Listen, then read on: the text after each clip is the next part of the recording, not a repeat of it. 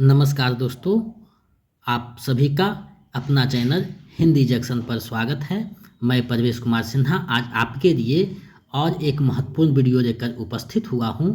अगर आप नए हैं तो चैनल को सब्सक्राइब कर दें और बेल आइकन को दबा दें ताकि मेरे आने वाले वीडियो का नोटिफिकेशन आपको मिलते रहे। और इस वीडियो को दोस्तों में ज़्यादा से ज़्यादा शेयर करें ताकि हमें एक मोटिवेशन और उत्साह मिल सके। दोस्तों, अगर आप बिहार स्टेट हिंदी पेपर 1 का तैयारी कर रहे हैं तो आपके लिए ये वीडियो जो है काफ़ी महत्वपूर्ण होने जा रहा है, क्योंकि इसमें जो है 100 प्रश्न जो पूछे जाते हैं सभी टॉपिक से, उसी को समाहित करते हुए ये अभ्यास सेट 1 बनाया गया है। इसमें हम 100 प्रश्नों को देखने वाले हैं। आपको पता होगा कि पेपर 1 में सिर्फ व्याकरण से प्रश्न पूछा जाता है और काव्य शास्त्र से, तो ये दोनों टॉपिक जो है उसी को समाहित करते हुए महत्वपूर्ण प्रश्नों को यहाँ हमने समाहित किया है। तो आप इस प्रैक्टिस सेट में आप देखिए कि 100 में कितना प्रश्न आप सोल्व कर पाते हैं, और अंत में जो है हमें कमेंट करके बताइए ताकि हम समझ सकें कि आपकी तैयारी अच्छे ढंग से चल रही है। आप सभी को पता है कि पेपर 1 का जो है एग्ज़ाम का डेट घोषित हो चुका है। आप सभी ने एडमिट कार्ड जो है डाउनलोड भी कर लिया होगा। तो आप लोगों के लिए जो है एग्ज़ाम को देखते हुए मैं जो है प्रैक्टिस सेट करवा रहा हूं, और ये जो प्रक्रिया है 2-4 प्रैक्टिस सेट और आपको करवाया जाएगा, तो मेरे चैनल से जुड़कर अपने तैयारी को बेहतर कर सकते हैं। चलिए आज के प्रश्नों को देखते हैं। आज का पहला प्रश्न आप लोगों के सामने है, इसका आप लोग उत्तर दीजिए। अगर आप बिहार 3.0 जो टीडीपी है बीपीएससी उसका तैयारी कर रहे हैं और नोट्स चाहिए और प्रैक्टिस सेट दोनों चाहिए, तो 249 रुपया मेरे नंबर 726181-5307 पे पेमेंट कर दीजिए किसी भी माध्यम से, और स्क्रीनशॉट इसी नंबर पे व्हाट्सएप कर दीजिए तो इधर से भेज देंगे। और सिर्फ अगर प्रैक्टिस सेट चाहिए तो आपको 99 रुपया पेमेंट करना है मेरे इसी नंबर पे, और अगर स्टेट पेपर 2 का जो है नोट्स और प्रैक्टिस सेट चाहिए तो 199 रुपया पेमेंट करके इसी नंबर पे भेज दीजिए स्क्रीनशॉट, तो इधर से पीडीएफ भेज देंगे। अगर आप जो है पेपर 1 का नोट्स चाहते हैं तो इसका जो है महत्वपूर्ण टॉपिक टेलीग्राम चैनल पे भेज दिया गया है, और ये प्रैक्टिस सेट का भी पीडीएफ टेलीग्राम चैनल पे भेज दिया जाएगा, जिसका लिंक वीडियो के डिस्क्रिप्शन में दिया हुआ है। आप लोग वहाँ से जुड़ करके पीडीएफ प्राप्त कर सकते हैं। तो आज का पहला प्रश्न है, 2 वर्णों के मेल से होने वाले विकार या परिवर्तन को कहते हैं। क्या कहते हैं आपको बताना है। तो 2 वर्णों के मेल से होने वाले विकार या परिवर्तन को कहते हैं संधि। तो इसका जो है विकल्प क सही हो जाएगा। कुछ प्रश्न बहुत हल्के होते हैं और कुछ बहुत कठिन होते हैं, तो चीज़ों को देखते हुए मैंने समाहित किया है ताकि आप लोग जो है सही से अपना जो है तैयारी को देख सकें। दूसरा प्रश्न आप लोगों के सामने है, यथोचित का सही संधि विच्छेद है। यथोचित का जो है सही संधि विच्छेद क्या है आपको बताना है। तो आप सभी को पता होगा यथोचित का सही संधि विच्छेद जो होगा यथा जो उचित होगा, विकल्प ग सही हो जाएगा। चलिए आगे बढ़ते हैं, अगले प्रश्न को देखते हैं। अगला प्रश्न क्या कहता है, निम्नलिखित में से कौन सा व्यंजन संधि से बना है। निम्नलिखित में से कौन सा जो है व्यंजन संधि से बना हुआ है आपको बताना है। तो देखिए व्यंजन संधि से जो बना हुआ है वो है उधार, क्योंकि इसका जब संधि विच्छेद करेंगे तो उत्जोड़ जो है हार हो जाएगा। तो आप देख सकते हैं व्यंजन संधि इसमें आता है, तो ये विकल्प ग सही हो जाएगा। अगर आप संधि के बारे में विस्तृत जानकारी चाहिए तो संधि से जो टॉपिक पढ़ाया गया है उसमें आप देख सकते हैं, क्योंकि यहाँ हम लोगों के पास समय बहुत कम है और प्रश्न ज़्यादा है, तो हम लोग थोड़ा सा जल्दी आगे बढ़ेंगे। स्वार्थ में निम्नलिखित में से कौन सी संधि है। स्वार्थ में निम्नलिखित में कौन सी संधि है आपको बताना है। तो देखिए आप जब स्वर संधि के 5 भेद जो होते हैं दीर्घ यंद वृद्धि गुण आदि, तो उसमें आप बारी बारी से सभी को बताया गया है कि कैसे किसका रूप बदलता है। तो आप देखिए यहाँ जो है स्वा जो अर्थ हो जाएगा, तो इसलिए ये जो है दीर्घ संधि हो जाएगा, विकल्प क सही हो जाएगा। चलिए आगे बढ़ते हैं, अगले प्रश्न को देखते हैं। 5वां प्रश्न है, इनमें से कौन सा कथन पूरी तरह तत्पुरुष समास से संबंधित है। इनमें से कौन सा कथन है जो पूरी तरह से तत्पुरुष समास से संबंधित है आपको बतानी है। तो देखिए इसमें प्रायः जो है उत्तर पद प्रधान होता है, विकल्प ग जो है इससे संबंधित है। आपको पता होना चाहिए, तो विकल्प ग सही हो जाएगा। चलिए आगे बढ़ते हैं। पुत्र शोक में कौन सा समास है? पुत्र शोक में कौन सा समास है आपको बताने हैं। तो पुत्र शोक में जो समास आएगा वो तत्पुरुष समास है, क्योंकि पुत्र के लिए शोक होता है। विकल्प घ सही हो जाएगा। देखिए इसी तरीका से प्रश्न पिछले बार भी पूछा गया था। इस बार जो है घुमाकर शब्दों में आपको उलझा सकता है, लेकिन स्तर ये ही लगभग रहने वाला है।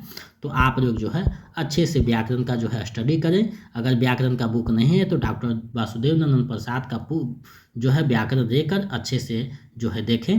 और मेरे चैनल पे भी संधि समास और जो है छंद अलंकार रस वगैरह का सारा का वीडियो डाला हुआ है, आप वहाँ से भी तैयारी कर सकते हैं।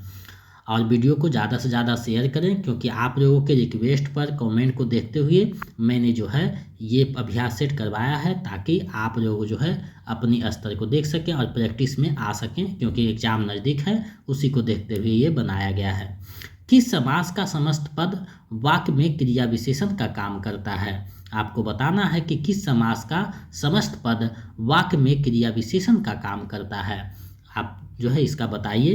तो ये जो है अवयवी भाव होता है, क्रिया विशेषण का काम करता है। विकल्प घ सही हो जाएगा।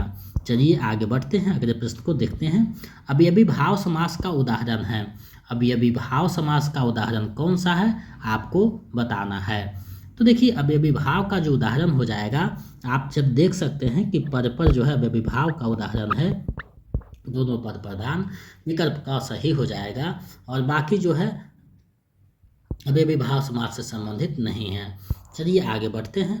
हाथों हाथ में कौन सा समास है? हाथों हाथ में कौन सा समास है आपको बताना है। तो हाथों हाथ में जो है अवयवी भाव समास है, दोनों पद प्रधान हैं। विकल्प ग सही हो जाएगा।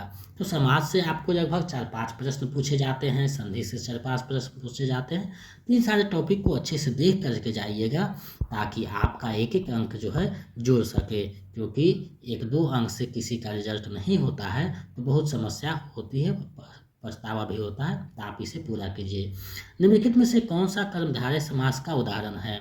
निम्नलिखित में से कौन सा जो है कर्मधारय समास का उदाहरण है? तो देखिए छाया, तरु, पर्णसारा, चंद्रमुख तीनों जो है कर्मधारय समास का उदाहरण है। तो उपयुक्त में से सभी हो जाएगा। विकल्प घ सही हो जाएगा। चलिए आगे बढ़ते हैं, अगले प्रश्न को देखते हैं। मुहावरों और लोकोक्तियों में जिस शब्द शक्ति के जरिए अर्थ ग्रहण किया जाता है वह कौन सा है आपको बताना है। तो वह है रचना। रचना के द्वारा ऐसा होता है। विकल्प ग सही हो जाएगा। आप देखिए शब्द शक्ति पढ़े हैं, तो विधा, व्यंजना, रचना 3 प्रकार के जो शब्द शक्ति होते हैं, उसी से संबंधित यहाँ प्रश्न है। चलिए आगे बढ़ते हैं। भारत का चहुमुखी विकास हो रहा है, इस वाक्य में कौन सी शब्द शक्ति प्रयुक्त हुई है? भारत का चहुमुखी विकास हो रहा है, इस वाक्य में कौन सी शब्द शक्ति प्रयुक्त हुई है आपको बतानी है। तो इसमें जो शब्द शक्ति प्रयुक्त हुई है, रचना का प्रयोग किया गया है। विकल्प ग रक्षण दिखाकर कहा गया है। विकल्प ग जो है सही हो जाएगा। चलिए आगे बढ़ते हैं। जब व्यंजना किसी शब्द विशेष पर आधारित ना होकर अर्थ पर आधारित होती है, तब वह कही जाती है। क्या कही जाती है आपको बताना है। व्यंजना के जो शब्दी और अर्थी वर्ग हैं, उसी के अंतर्गत ये डिवाइड करके पूछा गया है। तो जब अर्थ पे हो जाएगा तो अर्थी हो जाएगा, और शब्द पे रहेगा तो शाब्दी व्यंजना हो जाएगा। विकल्प ख इसका सही हो जाएगा। कुछ आपको विकल्प से जो है देखना होगा। प्रश्न को सबसे पहले एग्जाम हॉल में जाइएगा, ऑनलाइन एग्जाम रहेगा, तो डरिएगा नहीं। आप आराम से प्रश्नों को पढ़िए, समझिए, उसके बाद आंसर कीजिए। उसमें जो है आंसर बदलने का भी जो है संभावना रहता है। तो आप जो है सोच समझ के बनाइए, और जो नहीं आता है उसको छोड़ करके आगे चलिए, बाद में उस पर विचार कीजिएगा। इस सबसे जो है 2-4 नंबर आप प्लस कर सकते हैं। तो ऐसे करके आप नंबर को बढ़ा सकते हैं। चलिए आगे बढ़ते हैं। कौन सी शब्द शक्ति ध्वनि पर आधारित होती है? कौन सी शब्द शक्ति है जो ध्वनि पर आधारित होती है? तो ध्वनि पर जो आधारित होती है वो व्यंजना शब्द शक्ति होती है। विकल्प ख जो है सही हो जाएगा। चलिए आगे बढ़ते हैं, अगले प्रश्न को देखते हैं। ये जो महत्वपूर्ण प्रश्न आपके लिए प्रस्तुत किया हूँ, तो इसे आप देखिएगा तो खुद समझ में आएगा कि प्रश्न का जो है सटीकता आपके स्तर को देखते हुए अभ्यास सेट बनाए हैं, ना कि जैसे तैसे क्वेश्चन को डाल दिए हैं। आपके स्तर में क्या होना चाहिए, इन सारी चीज़ों को देखते हुए ये प्रैक्टिस सेट बनाया गया है। और प्रत्येक प्रश्न महत्वपूर्ण है, क्योंकि इसमें महत्वपूर्ण प्रश्नों को समाहित किया गया है। यदि किसी पद में श्रेष्ठ अलंकार हो तो वहाँ कौन सी शब्द शक्ति होगी? यदि किसी पद में श्रेष्ठ अलंकार हो तो वहाँ कौन सी शब्द शक्ति होगी, आपको बताने हैं। तो वहाँ जो शब्द शक्ति होगी वो व्यंजना शब्द शक्ति होगी। विकल्प ख जो है सही हो जाएगा। चलिए आगे बढ़ते हैं अगले प्रश्न की तरफ। इनमें से भाववाच्य का उदाहरण कौन सा है? इनमें से भाववाच्य का उदाहरण कौन सा है, आपको बताने हैं। तो भाववाच्य का जो उदाहरण है, धूप में चरा नहीं जाता, अकर्मक है। विकल्प जो है घ सही हो जाएगा। वाच्य से संबंधित जो वीडियो बनाया गया है वाक्य और वाच्य से, वहाँ आप देख करके चीज़ों को समझ सकते हैं। चलिए आगे बढ़ते हैं। राजन द्वारा किताब पढ़ी जाती है, इस वाक्य में वाच्य का कौन सा प्रकार है? राजन द्वारा किताब पढ़ी जाती है, तो यहाँ देखिए कर्म हो रहा है, तो विकल्प जो है ख सही हो जाएगा। कर्मवाच्य विकल्प ख सही हो जाएगा। चलिए आगे बढ़ते हैं। भाववाच्य में किस प्रकार की क्रिया का प्रयोग किया जाता है? भाववाच्य जो है उसमें किस प्रकार की क्रिया का प्रयोग किया जाता है, आपको बताने हैं। तो उसमें जो है अकर्मक क्रिया का प्रयोग किया जाता है। विकल्प ख सही हो जाएगा। चलिए आगे बढ़ते हैं। किस वाच्य में क्रियाएं सदैव एक वचन, पुल्लिंग तथा अन्य पुरुष में होती है? आपको बताना है वो कौन सा वाच्य है।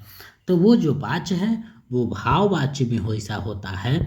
विकल्प जो है ग सही हो जाएगा। चलिए आगे बढ़ते हैं। वाच्य के कितने भेद होते हैं, आपको बताने हैं। पिछले बार ये प्रश्न पूछा गया था। तो वाच्य के कितने भेद होते हैं, आपको बताना है। तो वाच्य के जो भेद होते हैं वो 3 होते हैं, जो कि विकल्प में नहीं है, तो इनमें से कोई नहीं हो जाएगा। विकल्प घ सही हो जाएगा, क्योंकि 3 भेद होते हैं, कर्तृवाच्य, भाववाच्य, कर्मवाच्य। तो जो विकल्प में नहीं है, तो इस प्रकार से आपको फंसाने के लिए प्रश्न का जो है विकल्प चेंज करके पूछा जाता है, ताकि आप जानते हुए भी उलझ सके। तो इससे आपको बचना है। चलिए आगे बढ़ते हैं। चूंकि के साथ आने वाला दूसरा उपवाक्य इनमें से किससे शुरू होता है? चूंकि के साथ आने वाला दूसरा उपवाक्य इनमें से किससे शुरू होता है, आपको बताना है। यहाँ देखिए विकल्प में थोड़ा गलती हुआ है। चूंकि के साथ जो है आएगा, इसलिए आएगा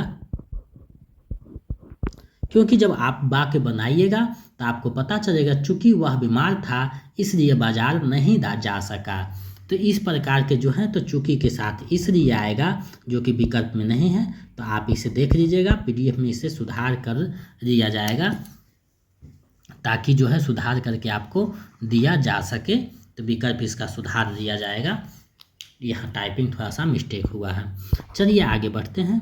यहाँ प्रदर्शित वस्तुओं को छूना मना है, यह किस प्रकार का वाक्य है? यहाँ प्रदर्शित वस्तुओं को छूना मना है, यह किस प्रकार का वाक्य है, आपको बताने हैं। तो ये जो वाक्य है आपको देखने से पता चल रहा होगा, मना किया जा रहा है, तो निषेधवाचक वाक्य हो जाएगा। विकल्प जो ख है सही हो जाएगा। चलिए आगे बढ़ते हैं अगले प्रश्न की तरफ। निम्नलिखित वाक्यों में से संयुक्त वाक्य की पहचान कीजिए। निम्नलिखित वाक्यों में से संयुक्त वाक्य का पहचान कीजिए। तो देखिए यहाँ ना तुम पढ़ोगे ना वह पढ़ेगा, ये संयुक्त वाक्य हैं, क्योंकि दो जो है एक साथ आया है। तो ये जो है विकल्प को सही हो जाएगा। जो वाक्य पढ़ाया गया है संयुक्त वाक्य, मिश्र वाक्य, सरल वाक्य, वहाँ जो वीडियो है देखकर समझ सकते हैं। चलिए आगे बढ़ते हैं। वाक्यों का वर्गीकरण कितने आधारों पर किया जाता है? वाक्यों का जो वर्गीकरण है वो कितने आधारों पर किया जाता है? तो देखिए ये प्रश्न बहुत दुविधा वाला है, लेकिन जब प्रश्न पूछता है ऐसा तो इसका जो है आंसर सामान्यतः 2 माना जाता है। विकल्प क सही है, रचना के आधार पे और अर्थ के आधार पे। तो रचना और अर्थ के आधार पे जो है वाक्यों का वर्गीकरण किया जाता है, तो विकल्प क जो है सही हो जाएगा। चलिए नेक्स्ट प्रश्न देखते हैं। रचना के आधार पे वाक्य के कितने भेद हैं? आपको बताने हैं कि रचना के आधार पे वाक्य के कितने भेद हैं। तो आपको पता होगा रचना के आधार पे वाक्य के 3 भेद होते हैं। विकल्प ख सही है। एक है सरल वाक्य, मिश्र वाक्य और संयुक्त वाक्य। तो इस प्रकार से 3 होते हैं, विकल्प ख सही है। चलिए आगे बढ़ते हैं। पदों का वह समूह जिसके द्वारा हम कोई पूरी बात कहते हैं वह है, क्या है आपको बताना है। पदों का वह समूह जिसके द्वारा हम कोई पूरी बात कहते हैं वह है, क्या है आपको बताने हैं। तो वह वाक्य कहलाता है, विकल्प ख सही हो जाएगा। तो इस प्रकार से भी प्रश्न पूछा जाता है, इसलिए इस तरीका से प्रश्न पूछने का मैंने जो है रूप दिखाया है। अगला प्रश्न है, मैंने एक बीमार व्यक्ति को देखा जो बहुत दुबला पतला था, यह कैसा वाक्य है। मैंने एक बीमार व्यक्ति को देखा जो बहुत दुबला पतला था, तो आप इसको बताइए कि ये कौन सा वाक्य होगा। तो देखिए ये जो है संयुक्त वाक्य हो जाएगा, विकल्प ग सही हो जाएगा। चाहे कॉमा के द्वारा जुटा हुआ रहे, चाहे योजक चिन्ह के द्वारा जुटा हुआ रहे, संयोजक चिन्ह के द्वारा जैसे जो, तो ये जो है इस प्रकार से रहेगा तो संयुक्त वाक्य हो जाएगा। चलिए आगे बढ़ते हैं, अगले प्रश्न को देखते हैं। 2 समानार्थी शब्दों की पुनरुक्ति के बीच में किस विराम चिन्ह का प्रयोग किया जाता है। 2 समानार्थी शब्दों की पुनरुक्ति के बीच में किस विराम चिन्ह का प्रयोग किया जाता है आपको बताने हैं। तो इसमें जो है योजक चिन्ह का प्रयोग किया जाता है, विकल्प घ सही हो जाएगा। जैसे पर बीच में जो है योजक चिन्ह आता है, इस प्रकार से प्रयोग किया जाता है, विकल्प घ सही हो जाएगा। चलिए आगे बढ़ते हैं। अब तब करना मुहावरे का क्या अर्थ है।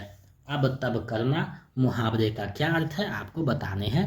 तो अब तब करना मतलब बहाना बनाना, विकल्प ख सही हो जाएगा। आप लोग वीडियो को ज़्यादा से ज़्यादा शेयर कीजिए, क्योंकि हम आपके लिए मेहनत 2-3 करते हैं तो एक प्रैक्टिस सेट तैयार होता है। तो आप समय निकाल कर मेहनत करके चीज़ें को समाहित करना बहुत मुश्किल होता है, तो हम आपके लिए मेहनत करते हैं। तो आप भी हमें जो है सपोर्ट कीजिए और वीडियो को ज़्यादा शेयर कीजिए, ताकि हमें एक उत्साह मिल सके और हम चीज़ें को आपके समक्ष जो है प्रस्तुत कर सकें। दांत गिनना मुहावरे का क्या अर्थ है। दांत गिनना मुहावरे का क्या अर्थ है आपको बताने हैं। तो दांत गिनना मुहावरे का सही अर्थ है उम्र पता लगाना, विकल्प ख जो है सही हो जाएगा। चलिए नेक्स्ट प्रश्न देखते हैं। आदमी पानी का बुलबुला है, इस लोकोक्ति का अर्थ क्या है। आदमी पानी का बुलबुला है, इस लोकोक्ति का अर्थ क्या है। तो इस लोकोक्ति का जो सही अर्थ होगा आप सभी को पता है, मनुष्य जीवन नश्वर है, विकल्प ग जो है सही हो जाएगा। क्योंकि बुलबुला तुरंत में बन के समाप्त होता है, तो मनुष्य जीवन भी जो है समाप्त होता है। वार खारी जाना मुहावरे का सही अर्थ है, इसका सही अर्थ क्या है आपको बताना है। तो युक्ति का सफल ना होना, विकल्प घ सही हो जाएगा। तो मुहावरे से लगभग 5-7 जो है प्रश्न पूछे जाते हैं, तो आप लोग मुहावरे और लोकोक्ति जो है उसे देख करके जाइएगा, ताकि जानते हुए जो प्रश्न है उसको गलत ना करके आ सकें। 80 की आमद 90 खर्च, लोकोक्ति का अर्थ क्या है। 80 की आमद 90 खर्च, लोकोक्ति का अर्थ क्या है आपको बताने हैं। तो इसका जो सही आंसर है आय से अधिक खर्च होना, विकल्प जो क है सही हो जाएगा। चलिए आगे बढ़ते हैं। आप लोगों को विकल्पों में उलझाएगा, तो आप लोग प्रश्न को अच्छे से पढ़ करके जवाब दीजिएगा। जल्दी में जो है गलत करके चलाते हैं, तो उससे आपको बचना है। किताब का कीड़ा होना का उपयुक्त अर्थ है। किताब का कीड़ा होना का उपयुक्त अर्थ क्या है आपको बताना है। तो बहुत अधिक पढ़ने वाला किताब का कीड़ा होना, विकल्प ग सही हो जाएगा। चलिए आगे बढ़ते हैं, अगले प्रश्न को देखते हैं। आसमान फट जाना मुहावरे का सही अर्थ क्या है। आसमान फट जाना मुहावरे का सही अर्थ क्या है आपको बताने हैं। तो अचानक आफत आ पड़ना, विकल्प घ जो है सही हो जाएगा। आसमान फट जाना मुहावरे का सही अर्थ है अचानक आफत आ पड़ना। चलिए आगे बढ़ते हैं, अगले प्रश्न को देखते हैं। अयोध्या के राजा दशरथ के 4 पुत्र थे, किस पदबंध का उदाहरण है। अयोध्या के राजा दशरथ के 4 पुत्र थे, किस पदबंध का उदाहरण है? तो ये जो है संज्ञा पदबंध है, विकल्प ग जो है सही हो जाएगा। यहाँ पद जो है रेखांकित किया हुआ रहेगा, यहाँ थोड़ा सा मिस्टेक हुआ है। तो इस प्रकार से प्रश्न पूछता है, पदबंध से 3-4 प्रश्न रहते हैं। तो आप लोग पदबंध को देख लीजिएगा, लगता है हम क्लास नहीं लिए हैं उसका, तो कल जो है पदबंध का जो है मटेरियल उपलब्ध करवा देंगे, क्लास भी वीडियो भी बन जाएगा। तो आप लोग उत्साह वहाँ से देख करके उस पर जो है कमांड कर सकते हैं। और अभी आपके पास समय जितना है ज़्यादा से ज़्यादा रिवीजन करें और प्रैक्टिस करें प्रश्नों को, क्योंकि आप जितना ज़्यादा प्रैक्टिस कीजिएगा उतना आपके लिए बेनिफिट होने जा रहा है। क्योंकि प्रैक्टिस जब करते हैं तो आपको एक आदत सी बन जाती है निर्णय लेने की समय पे के अनुसार। तो आप लोग वहाँ भी अच्छे से करके आइएगा। तेज चलने वाली गाड़ियाँ प्रायः देर से पहुँचती है, किस पदबंध का उदाहरण है? तेज चलने वाली गाड़ियाँ प्रायः देर से पहुँचती है, किस पदबंध का उदाहरण है? तो ये जो है तेज चलने वाली आप देख रहे हैं विशेषण पदबंध है, विकल्प जो ग है सही हो जाएगा। चलिए आगे बढ़ते हैं। क्रिया पदबंध का उदाहरण इनमें से कौन सा है? क्रिया पदबंध का उदाहरण इनमें से कौन सा है आपको बताना है। तो देखिए, वह बाजार की ओर आया होगा, सुरेश नदी में डूब गया, अब दरवाज़ा खोला जा सकता है। तीनों जो है क्रिया से संबंधित है, तो इसका जो सही आंसर है उपयुक्त में से सही विकल्प घ सही हो जाएगा। चलिए आगे बढ़ते हैं। पदबंध के मुख्यतः कितने भेद माने जाते हैं? पदबंध के मुख्यतः कितने भेद माने जाते हैं आपको बताने हैं। तो पदबंध के जो मुख्यतः जो है आपको पता होगा 4 भेद माना जाता है, विकल्प ग सही है। लेकिन आजकल बहुत सारे पदबंध बना दिए गए हैं और उसके भेद भी बहुत सारे कम, लेकिन मुख्यतः जो है 4 भेद है, जिसमें संज्ञा, क्रिया, विशेषण और क्रिया विशेषण 4 पदबंध माने जाते हैं। लेकिन आजकल जो है सर्वनाम पदबंध भी आता है, बहुत सारा है। तो ये प्रश्न रहेगा तो मुख्यतः जो है 4 माना जाता है, ये आपको ध्यान में रखना है। बाकी अगर जो रहेगा उस तरीका से प्रश्न तो उस पर आप देख सकते हैं।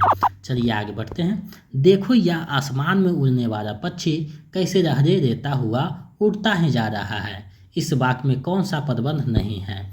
इस वाक्य में कौन सा पदबंध नहीं है आपको बतानी है। इसमें देखिए सब कुछ आया है लेकिन संज्ञा नहीं आया है, तो विकल्प क सही हो जाएगा। संज्ञा पदबंध इसमें नहीं है, नहीं पूछा है, तो विकल्प क सही हो जाएगा। चलिए आगे बढ़ते हैं। निम्नलिखित में से अशुद्ध वाक्य को चयन कीजिए। निम्नलिखित में से जो है अशुद्ध वाक्य का चयन करना है कि कौन सा अशुद्ध वाक्य है।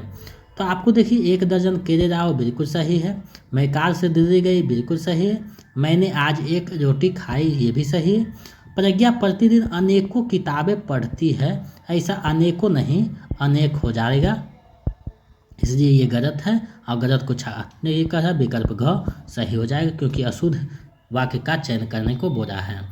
चलिए आगे बढ़ते हैं। इनमें से शुद्ध वाक्य को छाटिए, इनमें से शुद्ध वाक्य को छाटिए। तो आपको पता है बच्चों ने दौड़ लगा दिया, बच्चों ने दौड़ लगा दिया, तो ये दिया नहीं लगा दी। संजय बहुत बुद्धिमती नहीं बुद्धिमान है, यह संतरा बहुत खट्टा है। राजू जोर से चिल्लाए, तो यहाँ देखिए विकल्प घ जो है आप देख रहे हैं, यह संतरा बहुत खट्टा है, विकल्प ग सही हो जाएगा। राजू जोर से चिल्लाई नहीं चिल्लाया होगा, तो ये जो है गलत है और जो है विकल्प ग सही हो जाएगा 42 का। चलिए आगे बढ़ते हैं। इनमें से कौन सा वाक्य अशुद्ध है? इनमें से कौन सा वाक्य जो है अशुद्ध है? तो देखिए इसमें जो है तुम्हारा कुछ नहीं हो सकता बिल्कुल सही है, तुम्हें अब मैं नहीं समझा सकता बिल्कुल सही है, तुमको अब मैं कैसे समझाऊं, तुमसे बात करने ही व्यर्थ है। तो देखिए तुमको अब मैं कैसे समझाऊं, यहाँ मैं अब तुमको कैसे समझाऊं ये रहता तो सही हो जाता, अशुद्ध है, विकल्प ग सही हो जाएगा। चलिए आगे बढ़ते हैं। इनमें से शुद्ध वाक्य कौन सा है? इनमें से शुद्ध वाक्य कौन सा है आपको बताने हैं। तो चंद्रगुप्त के कई नाम हैं, विकल्प घ सही हो जाएगा क्योंकि चंद्रगुप्त के विभिन्न नहीं होगा, चंद्रगुप्त के कई नाम है नहीं होगा, बिंदु छूटा हुआ है। चंद्रगुप्त के विविध नाम है, ये भी गलत है, यहाँ है विकल्प घ सही हो जाएगा। तो ये छोटा छोटा मिस्टेक होता है जिसको आप ध्यान में रख करके जो है चीज़ें को समझ सकते हैं। चलिए आगे बढ़ते हैं। मैंने यह काम कर लेना चाहिए, वाक्य में अशुद्ध अंश कौन सा है आपको चुनना है।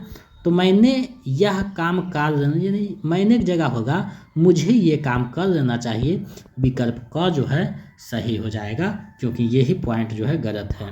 आगे बढ़ते हैं। राजपत्र पारिभाषिक शब्द का समानार्थक अंग्रेजी शब्द है। राजपत्र पारिभाषिक जो शब्द है उसका समानार्थक अंग्रेजी शब्द क्या है आपको बताना है। तो ये जो शब्द है इसका जो है सही हो जाएगा गजट, जिसे कहते हैं गजट, विकल्प ख जो है सही हो जाएगा, राजपत्र यानी गजट। आगे बढ़ते हैं। एरिया अंग्रेजी शब्द के लिए हिंदी पारिभाषिक शब्द है। एरिया जो है अंग्रेजी शब्द के लिए हिंदी पारिभाषिक शब्द क्या है आपको बताना है।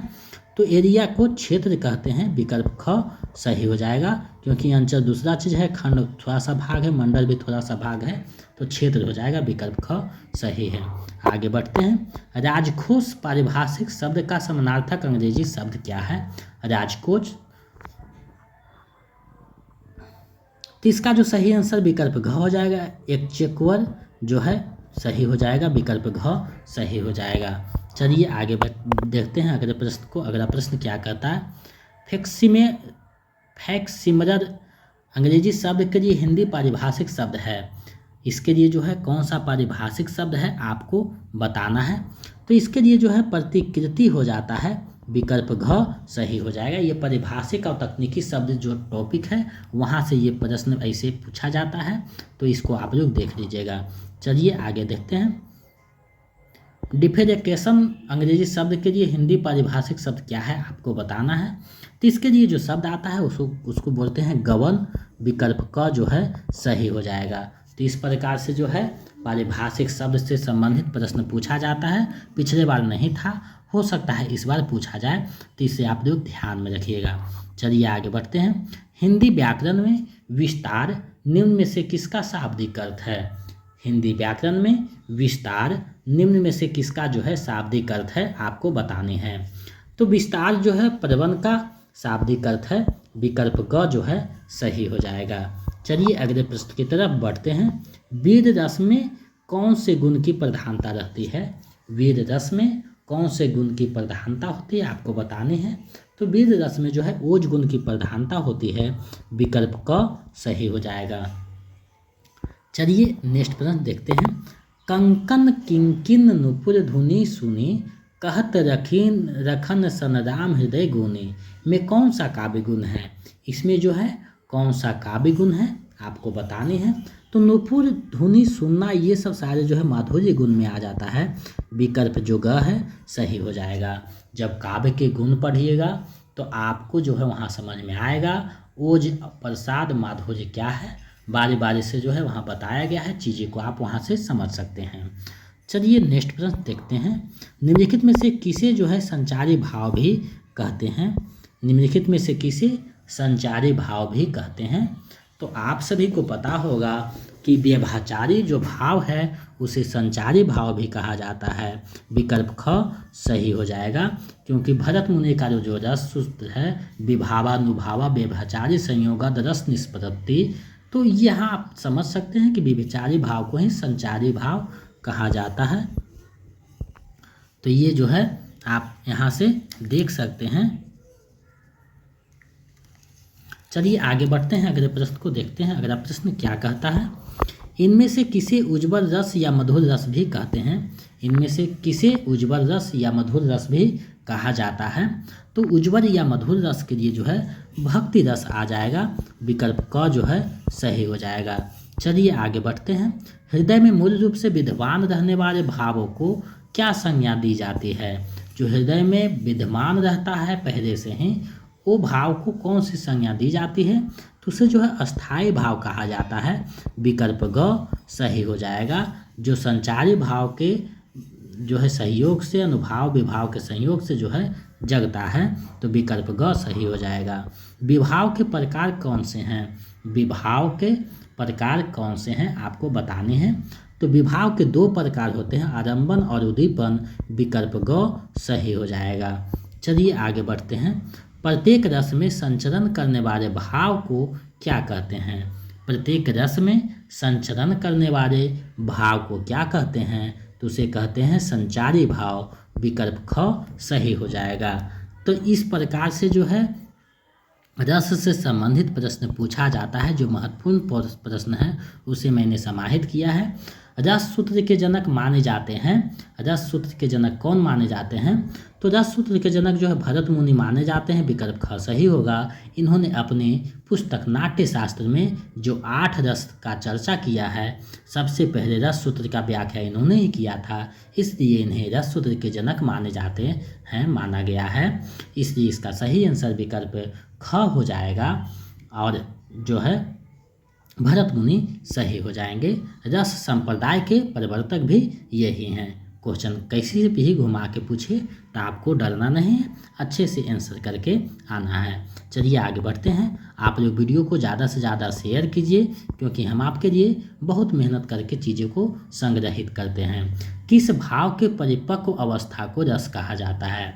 किस भाव के परिपक्व अवस्था को रस कहा जाता है?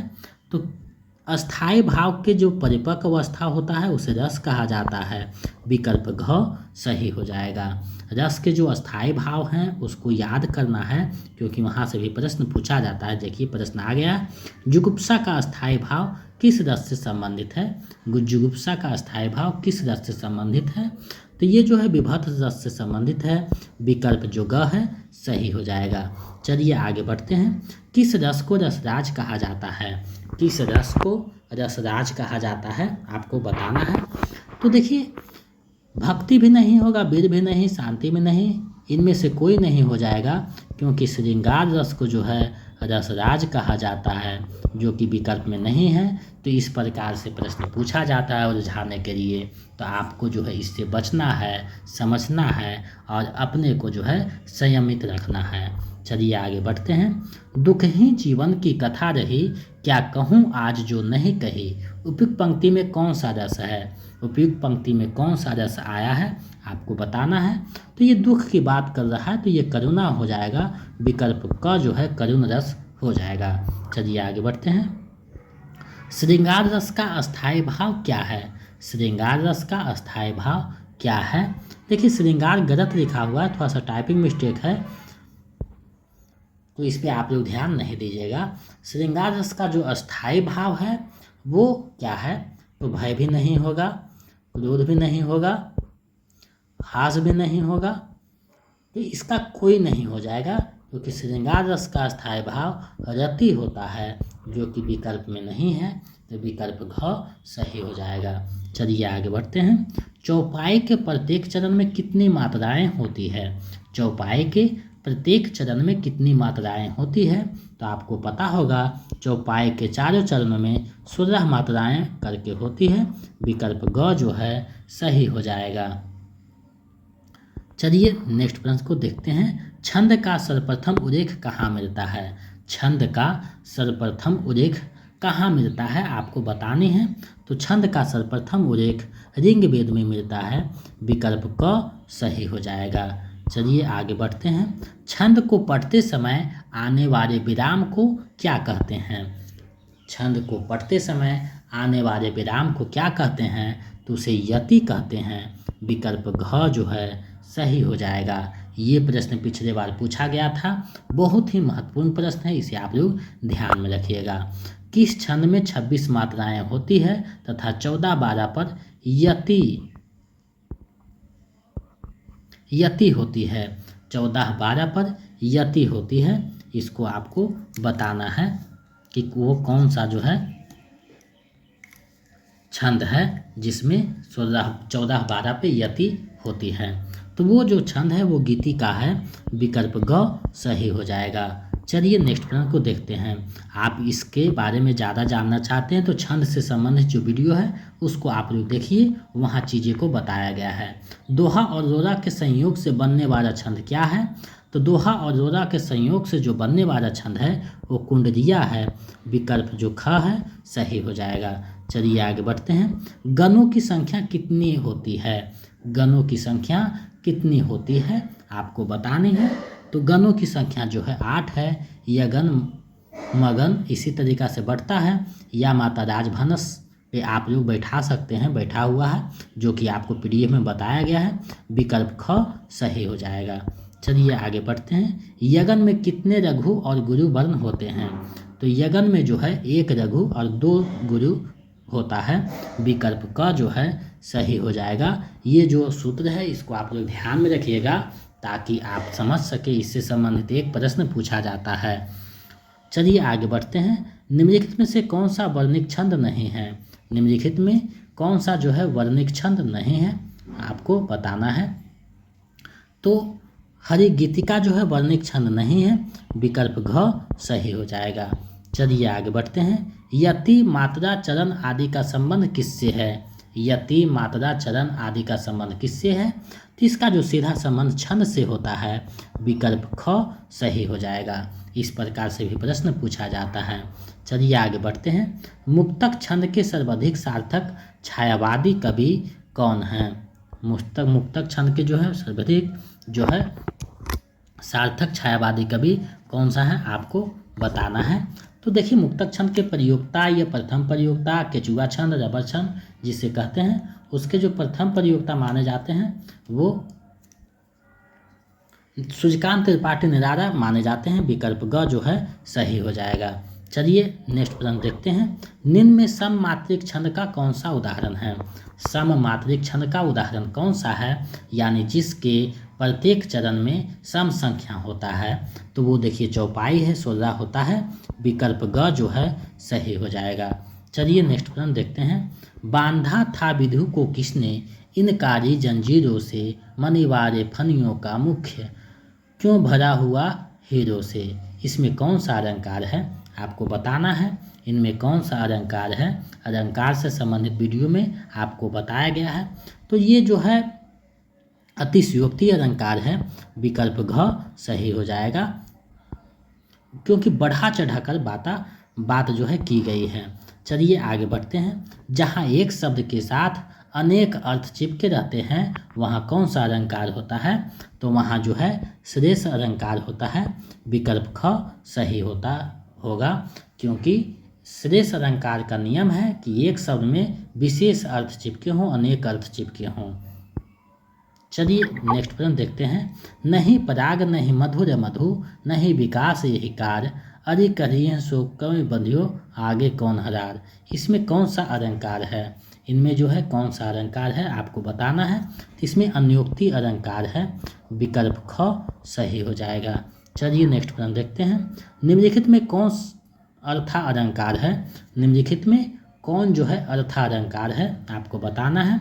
तो देखिए, श्रेष्ठ, यमक, वक्रोक्ति तीनों जो है शब्दालंकार है, लेकिन रूपक जो है अर्थालंकार है। विकल्प घ सही हो जाएगा।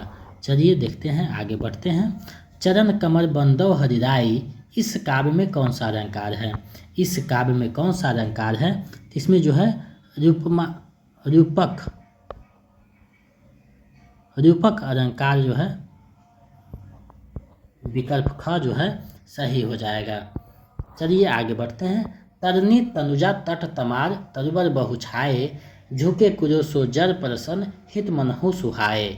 इस कविता की दूसरी पंक्ति में कौन सा अलंकार है? इस कविता के दूसरी पंक्ति में कौन सा अलंकार है आपको बताना है। तो इसमें जो है उत्प्रेक्षा अलंकार है। विकल्प घ जो है सही हो जाएगा। चलिए नेक्स्ट प्रश्न देखते हैं। प्रत्यक्ष के द्वारा अप्रत्यक्ष का चमत्कार पूर्ण वर्णन किस अलंकार का लक्षण है? प्रत्यक्ष के द्वारा अप्रत्यक्ष का चमत्कार पूर्ण वर्णन किस अलंकार का लक्षण है? तो ये जो अलंकार है वो होगा अनुमान अलंकार का। विकल्प क जो है सही हो जाएगा। चलिए आगे बढ़ते हैं। दिवसावसान का समय, मेघमय आसमान से उतर रही है, वह संध्या सा सुंदरी परी सी धीरे धीरे। इस पंक्तियों में कौन सा अलंकार है? इस पंक्तियां में कौन सा अलंकार है? तो इसमें जो है बादल को जो है मेघ को मानव के रूप में प्रस्तुत किया गया है, तो मानवीकरण अलंकार हो जाएगा। विकल्प घ सही हो जाएगा। चलिए आगे बढ़ते हैं। अंबर पनघट में डूबो रही, तारा घट उषा नागरी। इनमें से कौन सा अलंकार है? तो इसमें जो अलंकार आएगा रूपक अलंकार आता है, विकल्प ग जो है सही हो जाएगा। चलिए आगे बढ़ते हैं। जहाँ बिना कारण के काज का होना पाया जाए वहाँ कौन सा अलंकार है? जहाँ बिना कारण के काज का होना पाया जाए वहाँ कौन सा अलंकार है? तो वहाँ जो है विभावना अलंकार हो जाएगा, विकल्प ख सही हो जाएगा। चलिए आगे बढ़ते हैं। अलंकार से संबंधित जो वीडियो है वहाँ देखकर पूरे डिटेल में पूरे विस्तार से आप जान सकते हैं, क्योंकि यहाँ समय बहुत कम है कि बता सकूं। कनक कनक ते 100 गुनी, मादकता अधिकार, व खाए बौरात्न व खाए बौरात। यानी एक खाने से बौराता है, एक पाने से बौराता है। यहाँ कनक का जो है दो अर्थ है। इस पंक्ति में कौन सा अलंकार है आपको बताना है। इसमें यमक अलंकार है, विकल्प घ जो है सही हो जाएगा। जहाँ उपमेय पर उपमान का आरोपण हो वहाँ कौन सा अलंकार है? जहाँ उपमेय पर उपमान का आरोपण हो वहाँ कौन सा अलंकार होता है? तो वहाँ रूपक अलंकार हो जाता है, विकल्प ख जो है सही हो जाएगा। चलिए आगे बढ़ते हैं। मुख चंद्रमा के समान सुंदर है, यहाँ कौन सा अलंकार है? मुख चंद्रमा के समान सुंदर है, यहाँ कौन सा अलंकार है? तो वहाँ जो अलंकार है उपमा अलंकार है, विकल्प क जो है सही हो जाएगा। चलिए आगे देखते हैं। निम्नलिखित में से कौन सा जो है अर्थालंकार है? तो देखिए अर्थालंकार जो है अनुप्रास है, क्योंकि बाकी जो है शब्दालंकार है, तो विकल्प ख जो है सही हो जाएगा। चलिए आगे बढ़ते हैं। जहाँ एक शब्द के एक से अधिक अर्थ हो वहाँ कौन सा अलंकार है? जहाँ एक शब्द के एक से अधिक अर्थ हो वहाँ कौन सा अलंकार है? तो वहाँ आपको पता होगा, वहाँ जो है श्रेष्ठ अलंकार होगा, तो वहाँ श्रेष्ठ अलंकार हो जाएगा, विकल्प जो है घ सही हो जाएगा। चलिए आगे बढ़ते हैं, अगले प्रश्न को देखते हैं। जहाँ अप्रस्तुत के माध्यम से प्रस्तुत अर्थ की व्यंजना की जाती है, जहाँ अप्रस्तुत के माध्यम से प्रस्तुत अर्थ की व्यंजना की जाती है वहाँ कौन सा अलंकार है? तो वहाँ जो है अन्योक्ति अलंकार हो जाता है, विकल्प ग जो है सही हो जाएगा। चलिए आगे बढ़ते हैं। कारी घटा का घमंड घटा, अलंकार बताइए इसमें कौन सा अलंकार है? कारी घटा का घमंड घटा। यहाँ घटा घटा का जो अर्थ है वो आप समझ सकते हैं। घटा मतलब बादल और एक घटा मतलब घट यानी कम होना, तो यहाँ जो है अमक यमक अलंकार हो जाएगा, विकल्प क सही हो जाएगा। अगला पंक्ति है। रहमन पानी राखिए, बिन पानी सब सून, पानी गए ना उबरे, मोती मानुष चून। इसमें पानी का जो है विविध, पानी शब्द एक ही है लेकिन इसका विविध अर्थ है, तो इसका जो सही आंसर है श्रेष्ठ अलंकार हो जाएगा, क्योंकि अर्थ चिपका हुआ है। चलिए आगे बढ़ते हैं। मेरी भव भादा हरो, राधा नागरी सोय, जातन की झाई परे, श्याम हरित दुति होय। उपयुक्त दोहे में कौन सा अलंकार है? इसमें जो है कौन सा अलंकार आया है आपको बताना है। तो इसमें जो है श्रेष्ठ अलंकार आया हुआ है। अगर इसमें रूपक अलंकार रहता तो रूपक भी हो जाता, लेकिन रूपक नहीं है तो श्रेष्ठ अलंकार हो जाएगा, विकल्प जो है का जो है सही हो जाएगा। चलिए आगे बढ़ते हैं। बीती विभावरी जागरी, अंबर पनघट में डूबो रही, तारा घट उषा नागरी। उपयुक्त पंक्ति में कौन सा अलंकार है? उपयुक्त पंक्ति में कौन सा अलंकार है? तो इसमें रूपक अलंकार है, विकल्प ग जो है सही हो जाएगा। चलिए अगले प्रश्न को देखते हैं। निर्देश। प्रश्न संख्या 95 से 100 तक नीचे दिए गए गद्यांश को पढ़कर पूछे गए प्रश्नों का उत्तर दीजिए। ये जो है गद्यांश है, इसको पढ़ करके इससे संबंधित प्रश्न जो है इसका उत्तर देना है। तो सबसे पहले गद्यांश को पढ़ते हैं। प्रेम की भाषा शब्द रहित है, नेत्रों की कपूरों की मस्तक की भाषा भी शब्द रहित है, जीवन का तत्व भी शब्द से परे है, सच्चा आचरण प्रभावशील आचरण स्थिति संयुक्त आचरण ना तो साहित्य के रम्य व्याख्यानों से गढ़ा जा सकता है, ना वेद की श्रुतियों के मीठे उपदेशों से, ना अंजीर से, ना कुरान से, ना धर्म चर्चा से, ना केवल सत्संग से।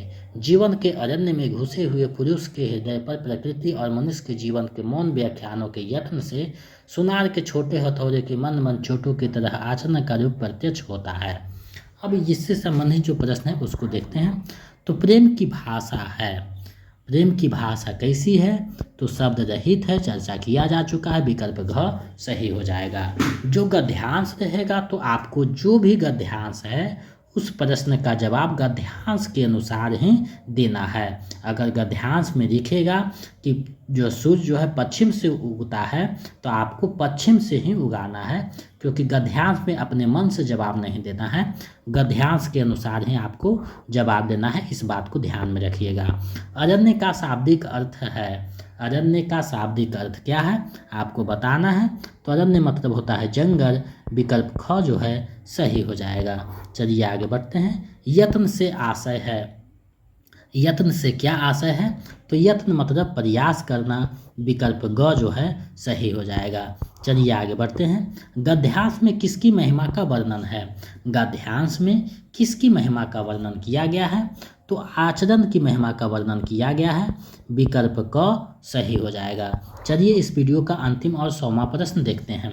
गद्यांश का उपयुक्त शीर्षक होगा, गद्यांश का उपयुक्त शीर्षक क्या होगा, तो आचरण से बात किया है तो सच्चा आचरण हो जाएगा, विकल्प ग सही है। इस अभ्यास सेट के 100 प्रश्नों में आपका कितना सही हुआ हमें कमेंट करें, और अगर चैनल पे आप नए हैं तो चैनल को सब्सक्राइब कर दें। अगर आप कमेंट कीजिएगा तो हम समझ सकेंगे कि आप लोग का स्कोर अच्छा गया है, ताकि हम समझ सकें कि आप लोग का प्रयास बहुत अच्छा ढंग से किया जा रहा है, तैयारी अच्छे ढंग से हो रहा है। अब आपके पास जो समय है 10 दिन बचा है, तो 10 दिन में और बेहतर कीजिए। अगर आप इसका PDF पाना चाहते हैं पेपर 1 से संबंधित, तो हमारे टेलीग्राम चैनल पे चले जाइए, जिसका लिंक वीडियो के डिस्क्रिप्शन में दिया हुआ है। वहाँ जा कर के आप जो है PDF को प्राप्त कर दीजिएगा, और ये जो PDF है 2 दिन के बाद वहाँ भेज दिया जाएगा। एक बार फिर 2 दिन के बाद इसको बना लीजिएगा, तो आपका कुछ हद तक तैयारी अच्छे होते जाएगा। और अगर आप BPSC 3.0 का एग्ज़ाम देना चाह रहे हैं और उसका नोट्स और प्रैक्टिस सेट दोनों चाहिए, तो हमारे नंबर 72 61 81 53 07 पे जो है आपको 249 रुपये पेमेंट करना है, और उसका स्क्रीनशॉट लेकर इसी नंबर पे व्हाट्सएप कर दीजिएगा। किसी भी माध्यम से पेमेंट कर सकते हैं, फ़ोनपे, गूगल पे। तो हम इधर से PDF जो है नोट्स और प्रैक्टिस सेट दोनों भेज देंगे। अगर सिर्फ प्रैक्टिस सेट चाहिए तो 99 रुपया इसी नंबर पे भेज दीजिएगा, तो प्रैक्टिस सेट भेज देंगे। अगर स्टेट पेपर 2 का तैयारी कर रहे हैं, उसका नोट्स और प्रैक्टिस सेट चाहिए, तो 199 रुपया मेरे इसी नंबर पे भेज करके स्क्रीनशॉट इसी नंबर पे व्हाट्सएप कर दीजिएगा, तो हम इधर से भेज देंगे। और पेपर 1 के लिए तो टेलीग्राम चैनल पे PDF उपलब्ध करवा दिया गया महत्वपूर्ण टॉपिक का, और पद 1 जो है कल आपको पढ़ा देंगे, उसका भी PDF वहाँ उपलब्ध करवा देंगे। तो मेरे साथ इतना देर तक बने रहने के लिए, कीमती समय देने के लिए बहुत बहुत धन्यवाद। वीडियो को ज़्यादा से ज़्यादा शेयर करें और चैनल को सब्सक्राइब कर दें नहीं किए हैं तो। मिलते हैं एक नई वीडियो में, बहुत बहुत धन्यवाद।